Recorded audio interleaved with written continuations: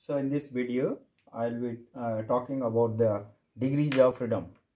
Degrees of freedom is the in a dynamical system, the minimum number of independent variables. Minimum number of independent variables required. Minimum number of the independent variables are required, that is necessary to fix equally uniquely the position and configuration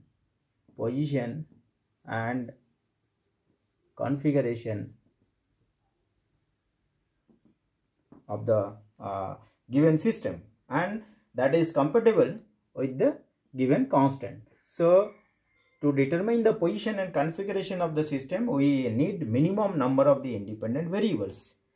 So let us take we have the independence means, let us take we have the n variables, u1, u2 up to un, and if we have the n constants, c1, c2 up to cn constant, then we can write down the summation of the ci ui equal to 0, or we can write down ci dui equal to 0, summation of the all I at any point,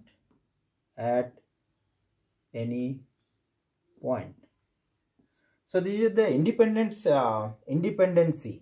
that is to define the position and the configuration of the system, and it is necessary that all c1 equal to c2 equal to cn equal to 0. So we shall be I shall be talking about the number of the degrees of freedom for a number of dynamical system.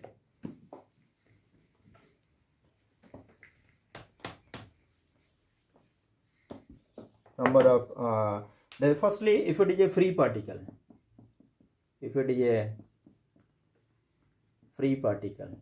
so in case of the free particle, that in three-dimensional space, if it is three-dimensional space x, y and z, and if it is a free particle, then it requires the three coordinates x, y, z. So therefore the position of the particle at any instant of the time, that is it can be uniquely determined by the three coordinates. It may be x, y, z if it is Cartesian coordinates.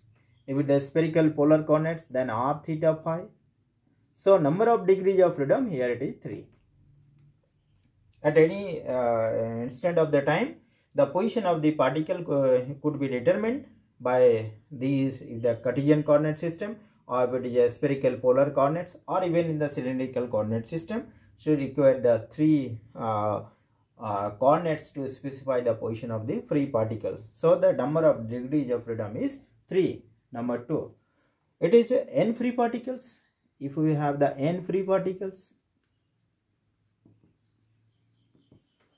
so for one free particle it is 3. If it is n free particle, then we require 3n degrees of freedom. So number of degrees of freedom is 3n. If we have the n particles with k constant relation, n particles with k constant relation, then what happens? We have the 3n degrees of freedom and the k constant relation. So 3n minus k degrees of freedom, it is required to specify the state of the system. So the number of degrees of freedom is 3n minus k.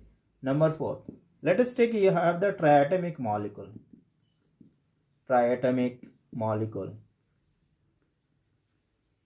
So what will be the degree of freedom? If we take the triatomic molecule like this way, then it has the 3 atoms.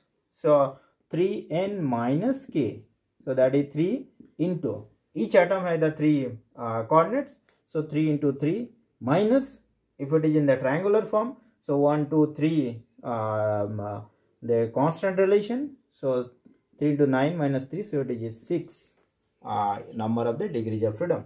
But it may happen like this way, that the 3 particles are kept in a straight line. Then here it is 3n minus k. So 3 into 3 minus k. Here the relation between 3 particles is, since it is linear, so it is 2. So it is 9 minus 2, it is 7 degrees of freedom. So depending on the configuration of the system, the degrees of freedom also changes. Similarly, in case of the the bob of a conical pendulum,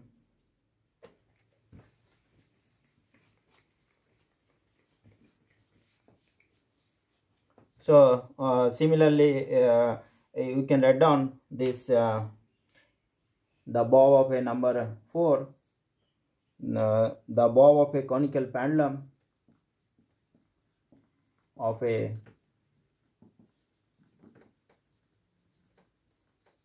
conical pendulum, that you know that x square plus y square plus z square equal to L square. That is the length of the pendulum. So the number of the degrees of freedom, that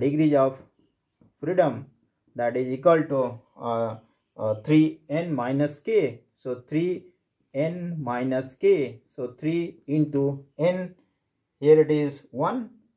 Degrees of freedom is 1 minus it is, then k is constant relation is 1. So 3 minus 1, it is 2. So 2 is the degrees of freedom in case of the bob in a conical pendulum. Similarly, for any system, any configuration, we can discuss by knowing its about this degrees of freedom by this 3n minus k relation.